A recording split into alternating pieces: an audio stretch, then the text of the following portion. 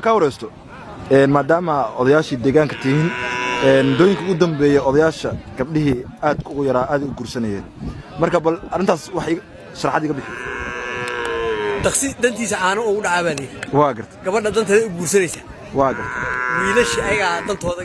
gabay gabdhihii maxay dantooda ku gabeen wiilasha maadaama ay isku da'yihiin gabdhaha aad gursanaysan wiilasha waagi hore odayaasha u guurin jiray waa gartay waa loo dooni jiray waa gartay hadda ninba meel buu ka baxay waa isbixin la wiil واسبيحين لا سيما الله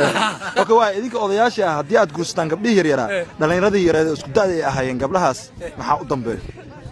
nin kasta dantiisa way sax wiilka waa la koriyay waagi hore uu raaci jiray geel raaci jiray baa gabdhaha lagu dari jiray waa gartay hadda jaamacad baa laga soo bixiyay sax secondary baa laga soo bixiyay adeer laakiin soo maahan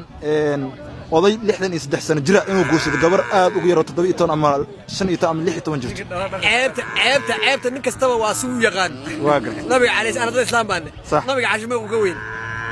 aad iyo aad wax badan uu ka weynaa kama sheegin wali sax marka odayga waa dadtooda صح يسكو قرصي دقالة قبله تصاني قبلي وين عنو مايا قبلنا وحاوي وين عنو قال سكول غيرتا صح وين دكتور غيرتا صح وين النفقه غيرتا وما بهي بحنا نفقه واقف marka ab soo maahan gabadha aad ugu weyn tahay oo aabba ku dhihi karto inaad guursato ceebta hadii dhaqanka galbeedka laga fiiriyo ceeb ay ku noqonaysaa صح laakiin dhaqanka islaamka hadii laga fiiriyo ceeb ma oo adiga hadda gabar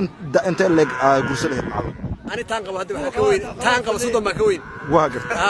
كنت صدق أنجري حيث صدق بيجتا واقف لو يتطوي لا تسنى كوين أدبك غير تاي أفر وين بينيش ما شاء الله حتى أيضا كان ما كسرتك واقف ما شاء الله ما شاء الله بيل كذا أنا كسرتك صح بقيني وجهته يا سيد وحالي ناق وحالي كسرتان نمدلي أو نقيكر waxa odayaasha hore dhihi jiray ما يوضاش هرما إنك ما كوش جاكلا إنك بتجي جاكلا صح jeeg xiran nahay جاكلا إنك ee way adeer soo adeer istibara oo ana halkiis ka day bariis ka dhiciya odayaasha faro kulul nagu hayaan adeer ya waa ku dhibqabaan ay dhankay gabadha xaqeeda daba helayni soo dhibkeeda ma loo lagu reebay aad u weyn lacag la iska siinaa gabadhii waxay rabtaa in isku da ay yihiin oo nolosha midaas hal kale صح dhibka intuu ka yeeri gabadha ma gal ciyaaray rabtaa odaasha iska seexanay war baan ku hayaa ayna jiif malayna joogtaa